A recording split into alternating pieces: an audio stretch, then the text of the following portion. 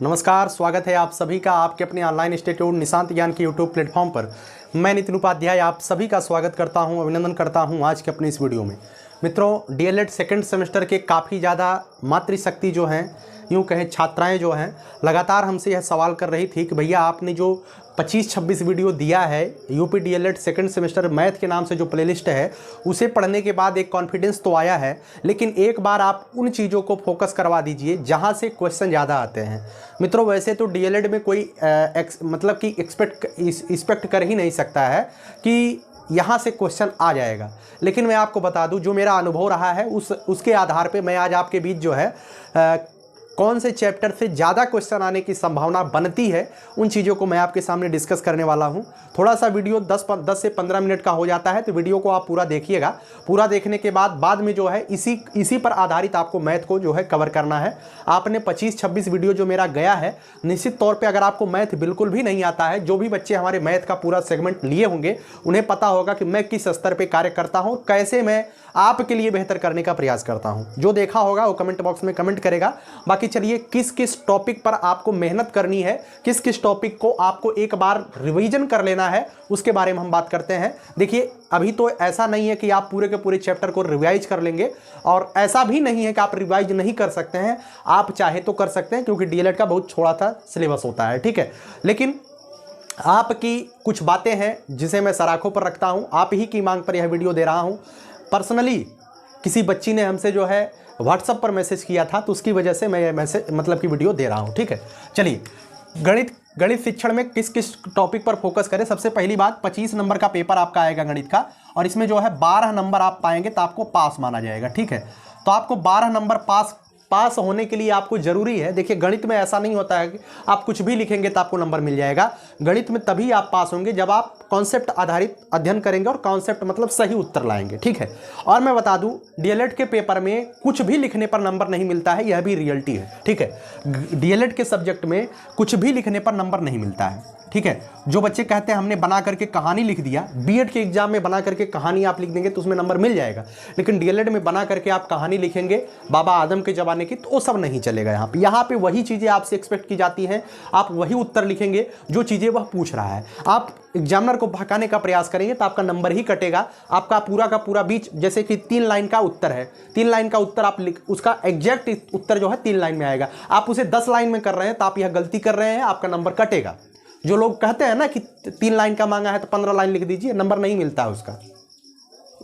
जितना आपसे पूछा गया है वही लिखिए, अति सर्वत्र वर्जनीय, और डीएलएड में खास करके, ठीक है। ए पॉइंट है आपके लिए, कुछ भी लिखने पर नंबर नहीं मिलता है। विशेष करके मैथ सब्जेक्ट में आपको वही लिखना है जो आपको आता है, ठीक। एग्जामिनर को भड़काने का प्रयास न करिए, जो नहीं आता है आप उस पर ट्राई जरूर मारिए। ऐसा नहीं है कि मैं कहता हूं आपको 4 क्वेश्चन आता है, 4 ही लिख करके कापी सादा छोड़ दीजिए, कापी भर करके आइए, पूरे क्वेश्चन करके आइए। हो सकता है कि दया दृष्टि बन जाए, लेकिन मैथ आसान सेगमेंट होता है, आप इसमें जो है 12 नंबर पा सकते हैं। अब आपको कैसे 12 नंबर पाना है, पूरे के पूरे वीडियोज में मैंने बताया है, जो मैथ का मेरा प्लेलिस्ट है, ठीक है। चलिए, किस टॉपिक पर आपको फोकस करनी है। सबसे पहला जो आपको फोकस करनी है बीज गणित, ठीक है। सेकंड सेमेस्टर में सबसे ज़्यादा जो आपको फोकस करनी है वो बीज गणित पर फोकस करनी है। बीज गणित में आपको सबसे ज़्यादा गुणनखंड पर फोकस करना है। बीज गणित के जो गुणनखंड आते हैं उस पर फोकस करना है। जो सर्वसंख्या और समीकरण आते हैं, सर्वसंख्या और समीकरण पे मेहनत करनी है, फोकस करना है। सर्वसंख्या और समीकरण में, सर्वसंख्या में जो फार्मूले हैं, जैसे a² - b² का फार्मूला विशेष करके आता है, a + b का होल वर्ग का फार्मूला आता है, a³ + b³ का फार्मूला, a + b का होल क्यूब का फार्मूला आता है, a - b³ का फार्मूला आता है, ठीक है। a + b + c का होल स्क्वायर का फार्मूला आपके डीएलएड में है ना। और उसके बाद जो है a + b है तो a - b भी होगा, है ना। और उसके बाद a³ + b³ का फार्मूला है, और a³ - b³ का फार्मूला। यही इतने फार्मूले आपके डीएलएड में हैं, ठीक है। इतने फार्मूले, क्योंकि मैं इस पर काम कर रहा हूं तो मुझे सारी चीज़ें पता है।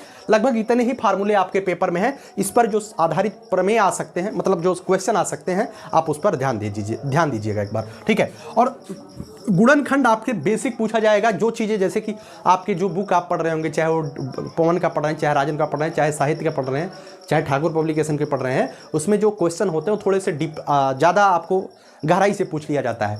जो कठिन क्वेश्चन है, यकीन मानिए आपसे कठिन क्वेश्चन नहीं पूछा जाएगा। जितने सरल क्वेश्चन आपकी बुक में है वही सरल क्वेश्चन आपसे पूछा जाएगा, कॉन्सेप्ट आधारित पूछा जाएगा। कठिन क्वेश्चन आपकी परीक्षा में नहीं आता है, ठीक है। बीज गणित पर आपको फोकस करनी है। दूसरा जो फोकस करना है आपको दूसरे नंबर पर, आपको दूसरे नंबर पर जो है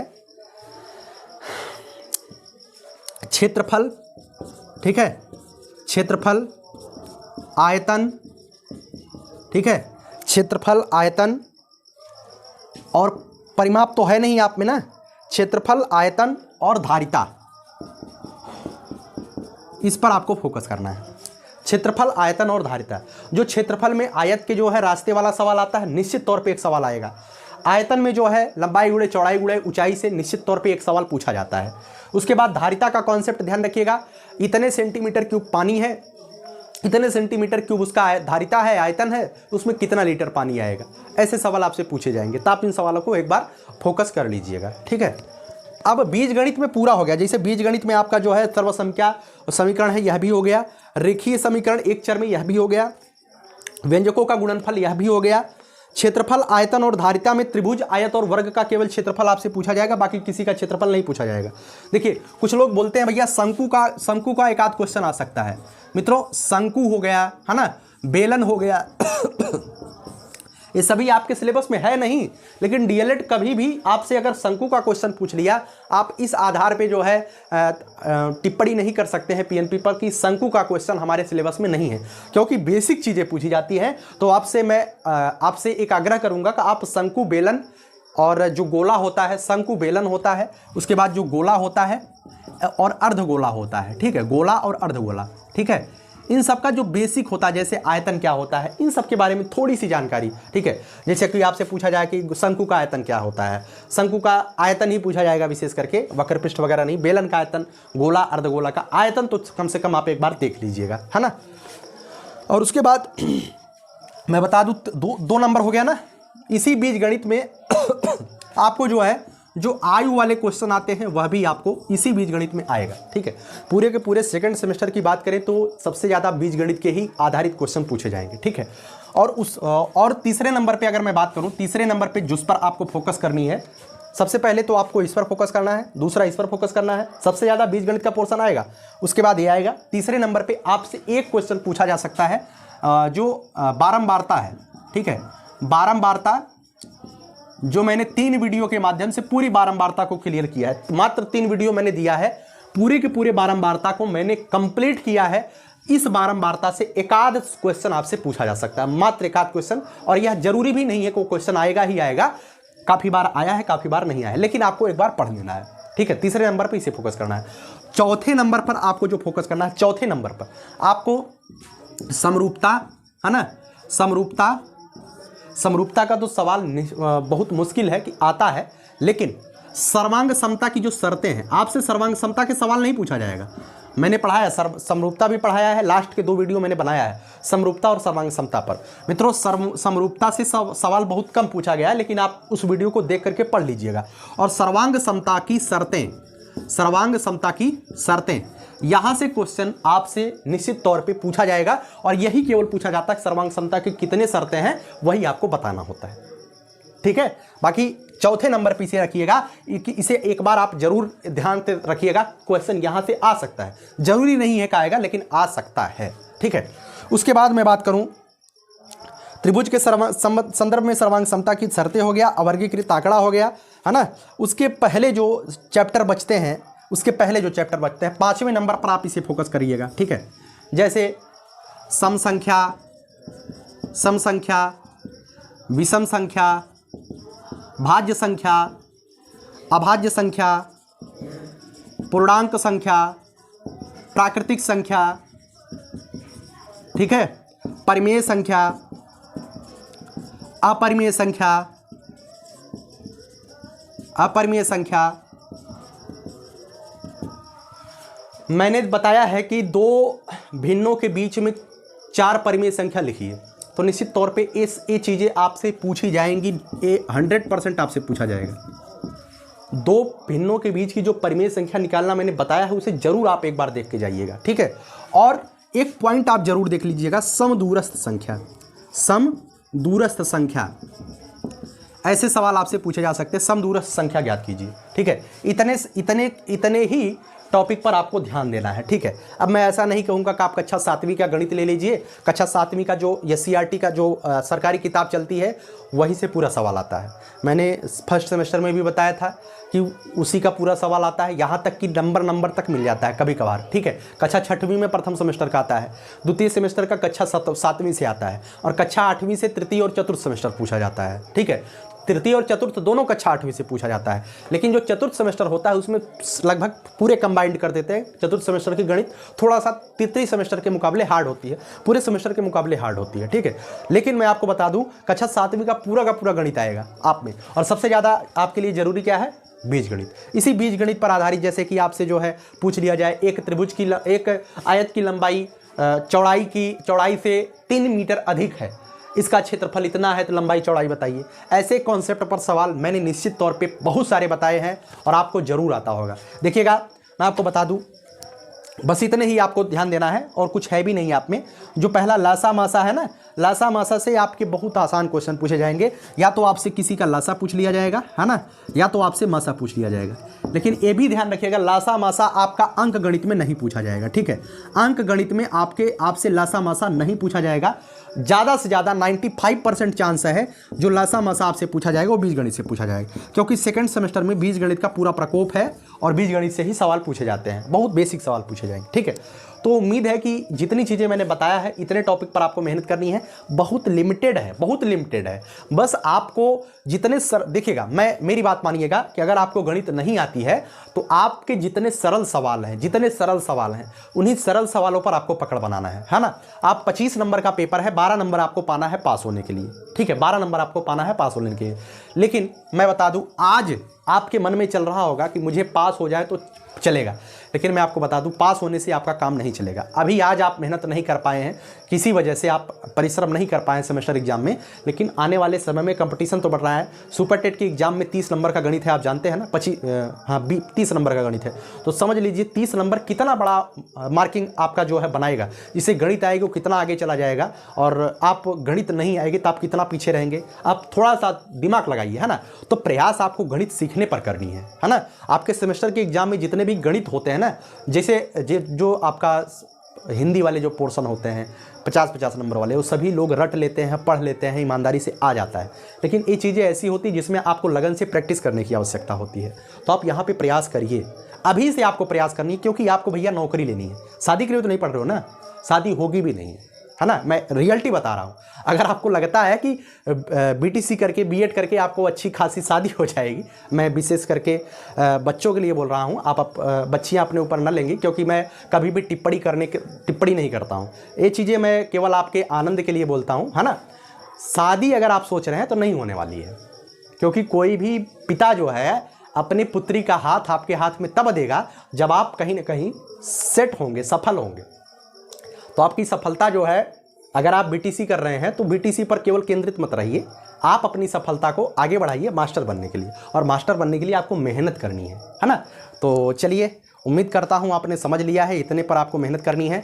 मित्रों, जो भी बच्चा कह रहा है कि भैया इस पर वीडियो दे दीजिए, उस पर वीडियो दे दीजिए, मैं कोशिश करूंगा कि एक वीडियो, अभी एक बच्चा ने हमसे बोला कि भैया इस पर वीडियो आप ज़रूर दे दीजिए, क्योंकि आप पढ़ाते हैं तो हमें समझ में आ जाता है। तो मैं आपकी फीलिंग को समझता हूँ, निश्चित तौर पर मैं प्रयास करूँगा।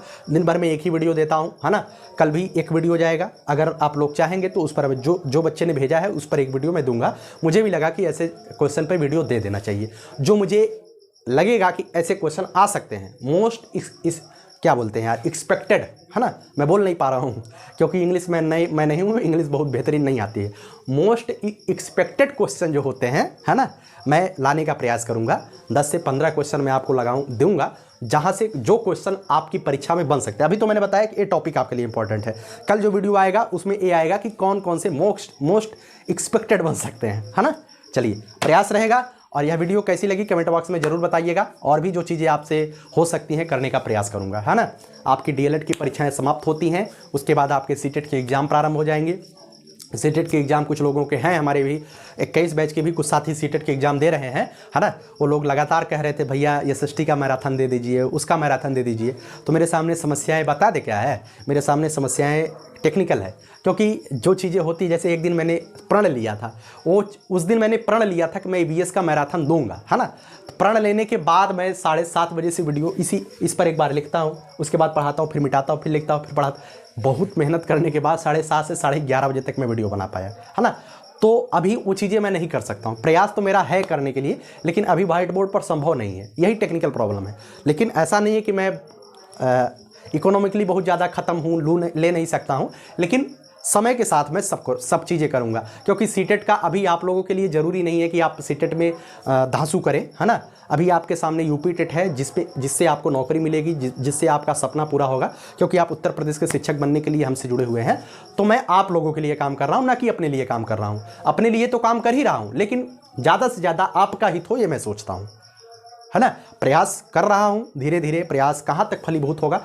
यूपी टेट की बहुत जल्द मैं जो है प्रयास करूँगा कि आपको जो है, जैसे मेरा जो रणनीति है मैं आपको बता दूं, 1 मिनट मैं लूँगा, 1 मिनट आपका लूँगा। मेरी रणनीति यही है कि मैं जो है पीडीएफ पे, है ना, जैसे इंटरेक्टिव पैनल मेरे पास नहीं है, मैं पीडीएफ बनवाऊँ।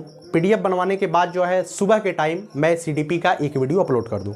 उसमें सारी चीज़ें आपको नोट मिल जाएंगी पीडीएफ में। वो हैंड रिटन नहीं रहेगा, वो नोट्स जो है टाइप वाइज रहेंगे, टाइप जो किया रहता है वो टाइप वाइज रहेंगे। उसके बाद शाम के टाइम, सुबह के टाइम जो मैं टाइपिंग करके आपको समझाऊँगा, है ना, उसके बाद शाम के टाइम मैं उसी पर एक समरी वीडियो दे दूँगा, है ना। समरी वीडियो, जो चीज़ें मैं आपको ऑफलाइन मतलब बिना चेहरे के मैं पढ़ाया रहूँगा, वही चीज़ें मैं समरी के माध्यम से आपको दे दूँगा। यहाँ पे ज़्यादा कुछ लिखने की आवश्यकता नहीं पड़ेगी। आप सुबह पढ़े रहेंगे, शाम के टाइम मैं उसे जो है अपने कैमरे के माध्यम से या अपने फेस के माध्यम से आपको और सारे उदाहरण के माध्यम से समरी वीडियो के माध्यम से समझाने का प्रयास करूँगा।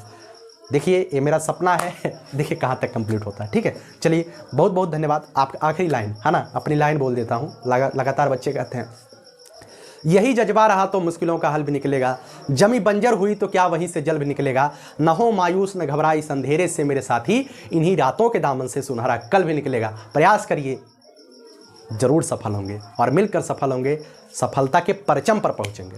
सफल ही नहीं होना है, सफलता के परचम पर पहुंचना है, जो हम लोगों का चरमोत्कर्ष है वहां तक जाना है। ठीक है, चलिए बहुत बहुत धन्यवाद। जय हिंद, जय भारत।